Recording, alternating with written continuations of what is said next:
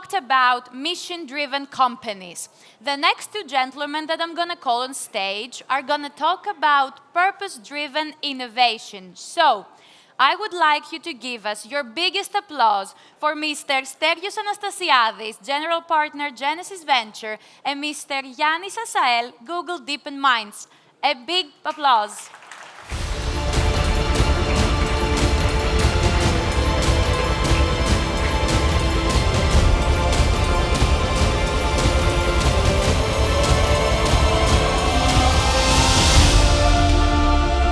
What do you think, Yanni? Feels great. Actually, the vibe that I've seen since this morning coming in, oh my God, I would clearly say I've never felt that before in Greece. It's amazing to see all the, the peeps here trying to figure out, what they want to do with their lives, how they want to get going. And so the spirit of this discussion is just to be able to give some signals and insights to the young entrepreneurs. One question, how many of you are actually starting to think about going into entrepreneurship? Hands. Wow, we need to do a lot of work, right? Okay, we have 20 minutes. Let's go. We got 20 minutes. So we're talking maybe to talk a little bit about our background. We have some, common experiences, especially in the machine learning, Google days. But what was that first thing that got you going when you did your studies? You had like a really interesting experience with your prof. So, indeed, and there's one story I really strongly remember. That was like, I applied to many universities. I wanted to do a master's after doing my undergraduate in Greece because I wanted to see the world. And I got rejected by most of them, but there was one. I was lucky because that one was Oxford that actually got me in. So I go to Oxford and I do my first machine learning course. I had no clue of what that was, but there was this superstar professor that had just joined. I was like, Stereo, I felt that I had to do my thesis with him. I wanted to learn by him. And so there's this announcement that like he says that like at that day, at that time, I'll start to give away the topics for dissertations. And it was my first year abroad. I had my Mediterranean timing with me, and I hadn't converted to the British timing, so that meant I went like 5 minutes late. There was a huge queue of more than 100 people outside his office, waiting, like there was a huge fuss. So at some point he comes out and he's like, sorry, I cannot take more students, I'm done. I felt so frustrated. I was like, no, there's this voice inside me that said, no, you're here and you really want to do this, like you really want to approach this with him. So I was desperate. I see everybody leaving, just stand at the corner, I start with looking at my phone. I'm like, no, I'm not going to take no for an answer. So I wait for everybody to leave, and there comes maybe a little bit of the Mediterranean genes out, and I knock on his door again. He comes out and he's super annoyed. He's like, I said I don't have any more topics to give away. And I'm like, look, I totally know that, but I've taken your course. You can see that I'm one of the good students attending it. And I work really hard. I don't want you to supervise me. I want you to just spend 1 hour a month, or maybe even a half hour a month, and just tell me what to do, and I'll just do it myself. I'll work hard, I'll do it. With this professor, maybe 4 years after, we ended up doing a startup. And what I want to share here is that, if I took no for an answer at that time, probably there may be another beautiful path ahead. But if I hadn't pushed at that time, it wouldn't have been like that. So I think we should always push forward. I think taking the risk and putting yourself out of the comfort zone is the best advice you can give to any young entrepreneur. The influence that I had was being, taught by Jeffrey Hinton in my 4th year at the University of Toronto. That led into getting into expert systems in my master's degree and the like, and the rest is history with data science. So, like you said, seek out those experiences and the people and make it happen to develop the start of your journey. Exactly that. Right. So now you're in this phase of developing your presence in the ecosystem. What was that other thing the aha moment in your journey that made also a difference in your next steps? So picking up on the previous story, there's this other moment I remember that, like, in my mind, I have it as it was like a cold, dark night in Oxford. Of course, it was raining, like there's no doubt about that. And I was in my lab doing my PhD. And I was with a friend of mine. We usually stayed late until 11, 12, maybe sometimes even later. And we're brainstorming.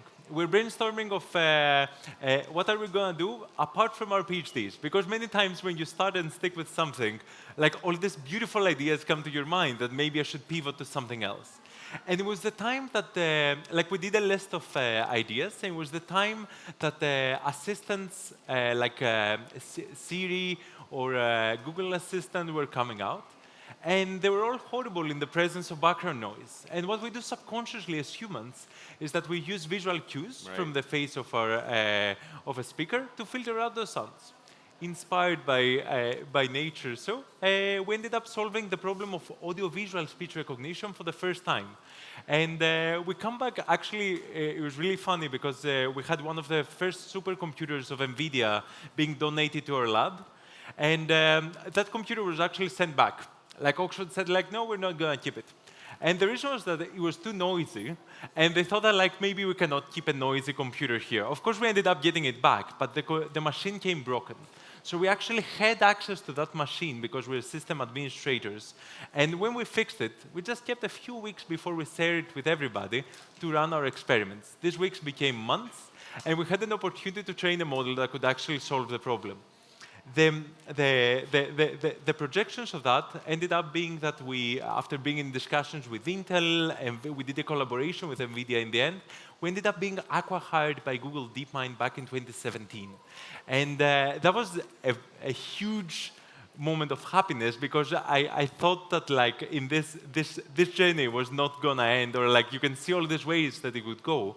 But we're lucky how things came. And with a little help from our friends, we ended up being there. Awesome.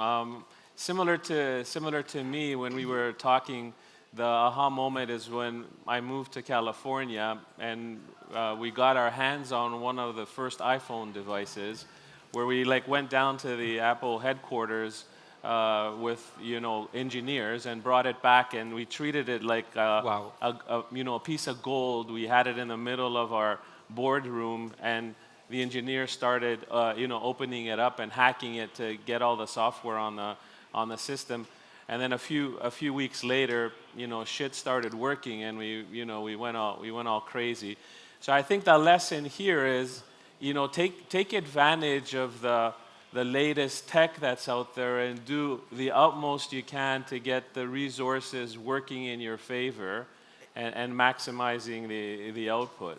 Exactly. Like, I see this like exactly what you're saying. When you saw the wave of the smart devices coming up, just I would do everything to try to be at the tip of the wave, at the crust. Yeah, and I think you need to think really out of the box on how to leverage the technology that's being offered to you, and really give it a shot.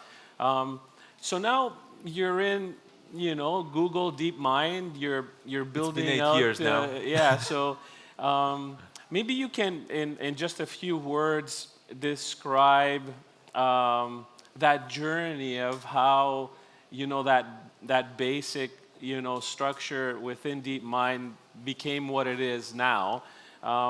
Just a quick note on my end, I remember doing my startup in Canada, and we were one of the first that actually used the OpenAI APIs. They were a piece of crap back then, but after a decade of working on them, look at where they are right now. So maybe you can describe a bit what that journey is, and we can get then into some details about modeling. Fantastic. I think it's extremely interesting to see how the field has evolved. Like, I remember when I started all this, I had to explain to people what AI is. Immediately they would associate it with robots. Now they're associated with ChatGPT. We still miss some things there. But when I joined DeepMind, I was employee 300 something, and now we're 5,600 people. So you see that it's this beautiful thing of seeing how scale enables you to grow your impact. Now, as of things I've worked there, when I started, we started working with a Google speech team to incorporate our audio-visual speech recognition systems in the backbone of Google. And it was extremely interesting because we had all these stories that we could actually take a data center down to process YouTube for videos, and that was like back in 2017. So it was like we had to write all the tooling, it wasn't there. Pivoting from that, I always try to find problems with impact and that can contribute to the greater good. And I feel that if in Greece there's one thing we would all agree, because I'm sure that there are many things we all disagree, and that's what makes the world beautiful. But if there's one thing we all agree that we're proud of, it's culture. So back in, I was still doing my PhD, I was finishing my PhD in Oxford while being in DeepMind. And I had this discussion while being in Oxford with a friend of mine during a lunch. It was my favorite time because you could have interactions with people from nuclear physics to computational biology, and I always love asking people what are their problems. And this friend of mine, she was a historian, and she was extremely frustrated that she had those texts to study. There are actually some outside here as well, that they're written in stone, but there are huge parts that are missing. We don't know where and when they were written, and we also don't know what's their stories behind. So we started creating tools for them. It was really interesting experience because historians deal with problems that are there for 2,000 years. And we deal with timelines, you know it firsthand from Google, with timelines of 3 months max. So finding a common language between that has been extremely interesting. And throughout this, we ended up publishing our research in the cover of the journal Nature with the Greek map on the cover. And hopefully in the coming months, we'll come up with a second follow-up, but fingers crossed, I'm not saying much. Cool. But so this has been a little bit of the path. But I've worked a lot from on other crazy ideas like using reinforcement learning to study patterns in tax evasion and specifically policies that were applied in Greece during the financial crisis. In general, I love connecting different things. But you also have an amazing trajectory, and we've crossed our paths at Google at different times. So, like, I'd love to hear your thoughts on like how you see this path. How you see this path of AI, having done courses from Hinton evolving? Yeah, so from my experience and my first view of the world with data science and data aggregation, working with like really simple platforms like Heroku, and as the terabytes kept on coming in when I was at Shopify, we had to continuously evolve our infrastructure, and nowadays, the computing power is there for you to be able to do basically anything you want. But I remember when we first used OpenAI, the models were not trained, so we had to go like to a third-party provider to rent CPU power to initialize our data sets to become better. And now all this stuff, after like just less than 5 or so years later, has all disappeared. And we see a lot of startups right now in our journey with Genesis Ventures, and I'd like to get kind of the conversation going in there, that are using the combination of fundamental machine learning models or bespoke machine learning models. And I'd like to hear your idea on like the differentiation about the two and where you think entrepreneurs and startups should be going to make it more worthwhile in terms of the end game? And that's a very good question. That like, I think it's at the forefront of most discussions. Like, there's definitely a trend that we're seeing nowadays that everything is trying to. There's a push that everything is consumed by a single foundational model, and then that model can be extended to an insane amount of different downstream tasks. But this comes with a catch. If you're a startup, it means you have to run with the inference costs of that model. And many times, like these models can be extremely problematic, like in biomedicine or like in fields where you need probabilities. These models are pretty bad at expressing probability distributions. They will make probability distributions that they look nice, but they don't capture the way that with proper statistics you would do that. So I think there's this modularity coming here, where you can have bespoke models for specific applications, where you can run the costs down, especially as a startup. That would be very important so you can iterate fast, because even fine-tuning a large language model, it takes an insane amount of computational power required that most probably it's not even needed. Or maybe you end up fine-tuning on a path and that the model suddenly forgets all the other downstream tasks that it was initially good at. So I'm really for the idea, and I've been pivoting slowly to biology in the last few months, and I feel that we still live the years of bespoke models and see their importance. I definitely do see them becoming models, becoming parts of bigger models, like a bigger model could ask specific models to get inputs, and then it translates them and runs and gives conclusions at natural language. But at the same time, like, I wouldn't be surprised if 10 years down the line, or maybe 5, actually I don't want to give a number, a few years down the line, everything is actually consumed in one. Yeah, I think we're finding a lot of teams that are building impact for their customers, moving away from the foundation models and with their own data sets, building the bespoke differentiation in their solution. But I agree with you. You know, down the road, I think there'll be some twists and turns with respect to, you know, how these things will be combined.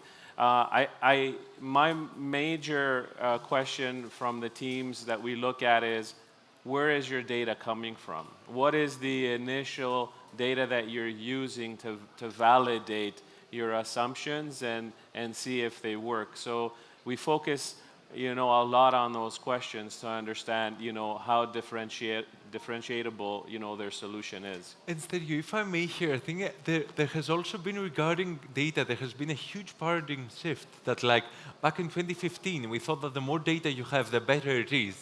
But I think that now there's a huge shift into, like, the cleaner data you have, the better it is. And I find it extremely interesting that, like, we're all talking about all these open source models, but the fundamental importance, like, one of the key components to make a large language model is the data cleaning pipeline.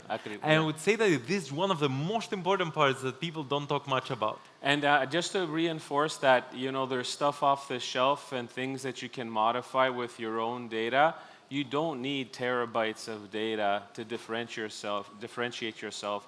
It could be 1,000 data sets, 500 data sets that are sufficient to validate your approach. We have like 3 minutes left. We wanted with Yanni to also, like, open it up for questions. You got an idea of, like, where we were before, what computing power was out there, what models exist, how you can leverage them and use them. They must be part of your day-to-day life as an entrepreneur or a startupper, because there'll be a lot of changes happening in the near future, so you got to ride the wave. So we'll open it up now for questions to Yanni on anything you have related to machine learning models, out of the box, bespoke, and the like. So if we can pass the microphone around, we can take 3 or 4 questions. Yep. Hi. You mentioned clean data earlier, and my question is, how do you see the landscape in the future of getting access to data for training? Because I imagine that now that companies see that their data are valuable, they will try to lock them or gatekeep them with some sort of exchange in order to get access to train new models.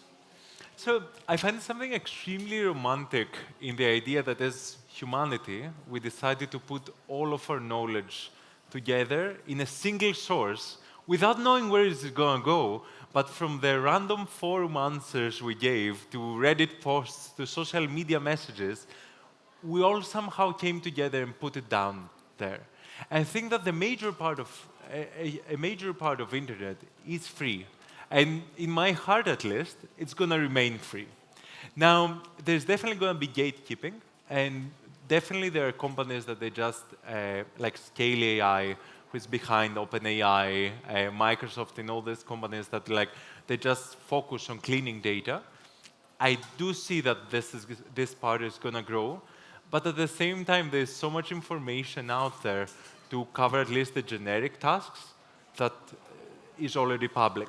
Now, for bespoke tasks, actually, I find surprising how bad these models can be. Like I did, for example, the cybersecurity evaluations of Gemini back for version 1.5. It was surprising to see, despite the amazing coding capabilities, that in cybersecurity tasks, maybe thankfully for some, it wasn't good. But it would give me fantastic answers that they would look great. So just putting that into perspective for the future. I agree 100%. Two more questions. We got 1 minute left. 2 questions. Hello. If you were to start a startup now, what would you do? Sorry, I couldn't. If you were to start a startup now, in which area would you do it? That's a very good question. I need to take my notes, and we have to have definitely more time than what we have. I feel that it's important that we leave something back to the world that we came in. So I like all applications that they target, that they target people and improve their lives. And I find that there's one direct one that's like all the biotech and medical stuff. I think we're going to see huge progression in the coming years. Like we've just started riding the mountain, but there's so much ahead. The other thing that I find is that, and I keep on saying that, is that I miss one modality. Like we discuss about audio, we discuss about video, we discuss about images, but we think with our mind. And that modality is missing in all this. And many times I just spend so much time writing a prompt, but I already have it in my mind. So feel free to involve me as an angel. We've gone over. Can we do one more question? One more question. Okay, real quickly. Thank you, Sterius. I'll make it short. It's a follow-up question, actually, on the first question. So you said that you can see the value in using generic LLMs there, instead of going bespoke. And you also talked about data sort of being democratized, in a visionary future. So what would be then the competitive advantage of a startup which is using actually this type of infrastructure, which is somewhat common then for everyone, accessible to everyone? What would be their defensibility, let's say? I guess that's their value proposition, right? In my mind, going against some of the biggest efforts that are out there at the time of turbulence comes with a huge challenge, of course. Like if these companies have thousands of people, going against that is going to be challenging. However, we do see how from small teams, great things arise. And that has been a pattern throughout. So it depends if you want to go for the huge challenge or you want to find something that hasn't been solved yet. I'm not the right person to answer the first question because my favorite thing is to find a new problem that nobody has touched upon or has not evolved it enough and start on that. And the reason I really enjoy that is that I feel I can be more creative and not feel so much pressure when I go to sleep at night. So I do like the idea of innovating something that I can describe it as something new and not something that is an epsilon increment to what exists. However, I do think that both are equally important. They may be for different types of people. Cool. Hopefully, you guys figured all this out. Leverage what's out there. Be smart about it. And I'd like to show next year when we're back here again, everyone put up their hands that they're actually startuppers. Okay? You promise that? All right. Thanks, everybody. Thank you so much, Sergio. Really enjoyed this. Thank you so much. You're amazing. Thank you.